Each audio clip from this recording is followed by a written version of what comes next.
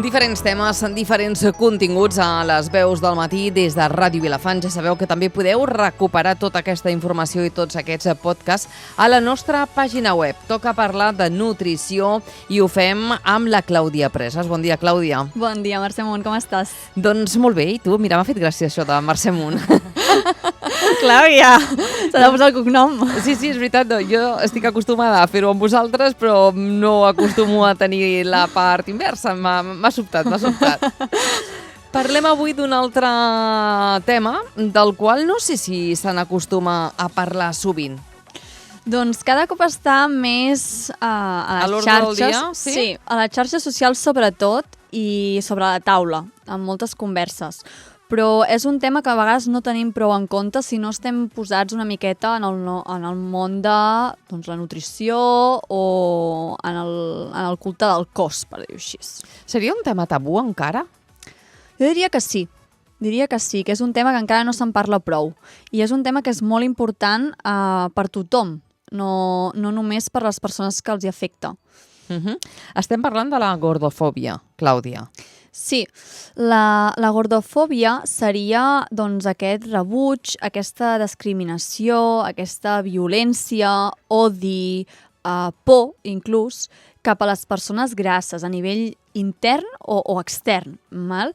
Llavors, ho veiem molt aliè, però el fet de comentar el propi cos o el cos de les altres persones, parlar constantment de maneres per aprimar-se, menjar amb culpa o tenir una mala relació amb el menjar, tot això que hem dit ja és gordofòbia.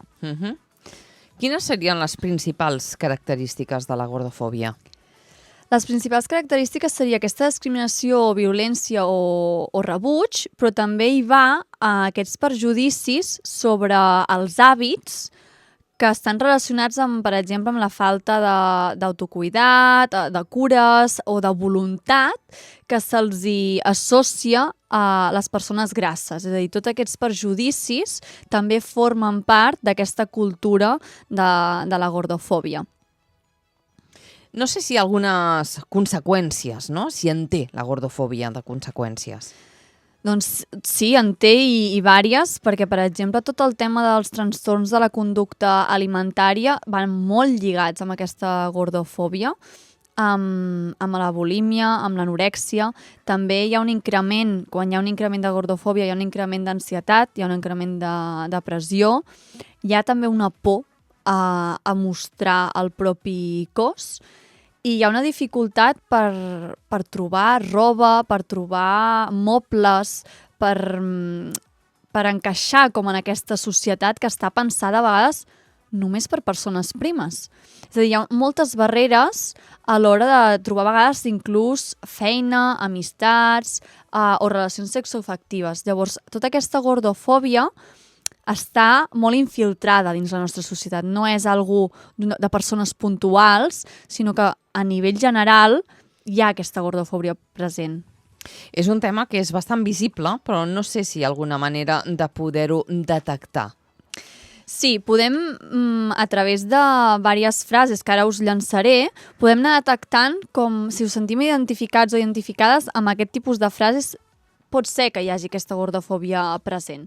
Per exemple, considerar que les persones amb excés de pes no tenen una bona salut. És a dir, relacionar el pes amb la salut, quan hem vist a nivell de proves científiques que no s'ha de relacionar això, sinó que una persona amb un alt pes pot tenir molt més bona salut que una persona amb un baix pes. Per tant, el pes no té res a veure amb aquesta salut corporal.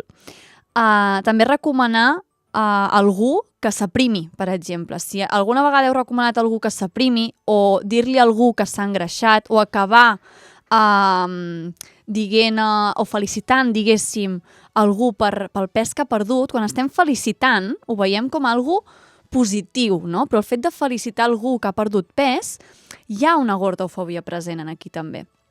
També assumir, per exemple, que una persona que té excés de pes és perquè menja molt i no fa activitat física. Quantes creences, que hi ha al darrere. Moltes creences al darrere.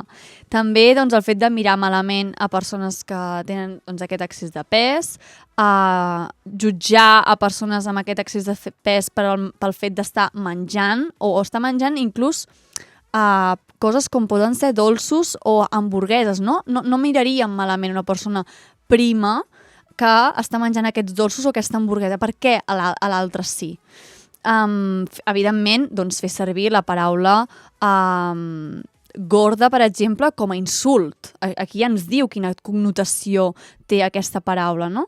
El fet de no fer res quan altres persones estan discriminant o estan rebutjant a les persones amb excés de pes, també entraria dintre d'aquesta participació.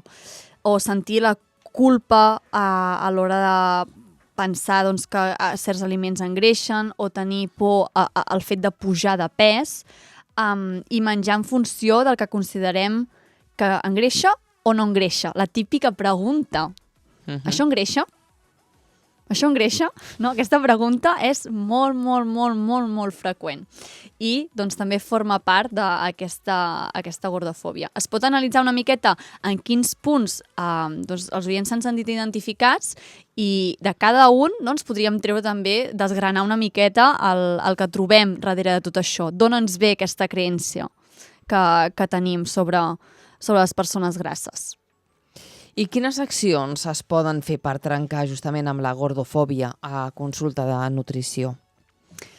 Una seria eliminar les normes d'aquesta cultura de la dieta, és a dir, aquesta prohibició, aquesta restricció, la compensació d'hàbits i afavorir o promocionar aquesta flexibilitat alimentària. L'altre seria visibilitzar la diversitat corporal, és a dir, apartar la idea que el pes ideal és l'indicador de la salut. També promoure un enfoc holístic que recomana una alimentació que promou totes les àrees de la salut, és a dir, l'àrea física, l'àrea mental, l'àrea emocional, la social, i també desvincular aquest pes amb l'alimentació.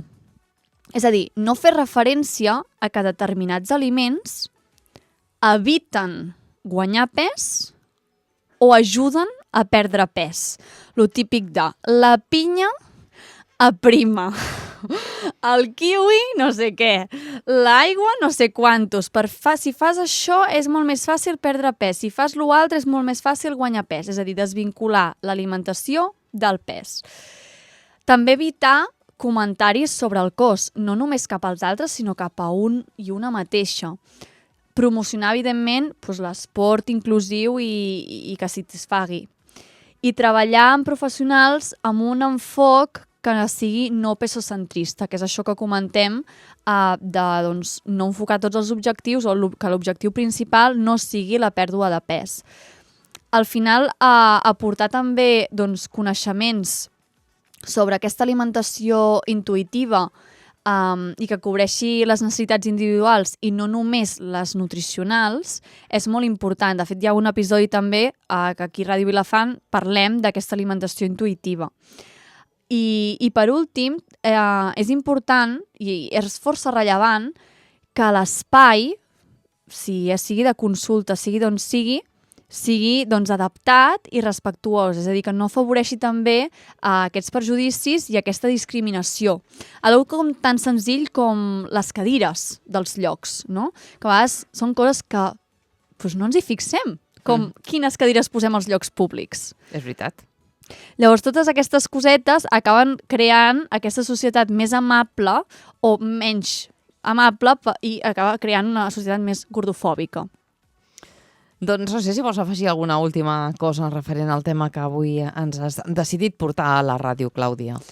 Doncs, si et sembla, Mercè, ho tanco amb una pregunta i seria, com dins d'aquesta societat gordofòbica, si consideres que els mitjans de comunicació, de televisió, de cine, xarxes socials, la indústria alimentària, per exemple, la textil, la mobiliària també, afavoreixen o no afavoreixen aquesta gordofòbia?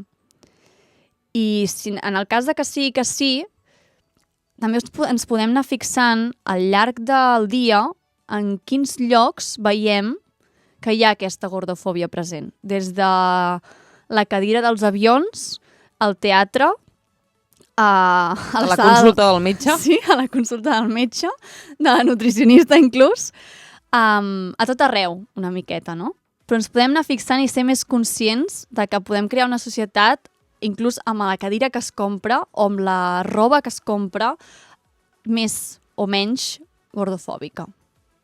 Clàudia, moltíssimes gràcies per portar-nos avui a aquest tema, a les veus del matí. Qui vulgui més informació o contactar amb tu, la teva pàgina web, xarxes socials, i si no, que ens demanin el teu contacte aquí a la ràdio, que nosaltres estarem encantats de si podem aportar el nostre petit granet de sorra i ajudar en qüestions d'alimentació, de nutrició saludable i de tot aquest món tan interessant. Gràcies. Moltíssimes gràcies.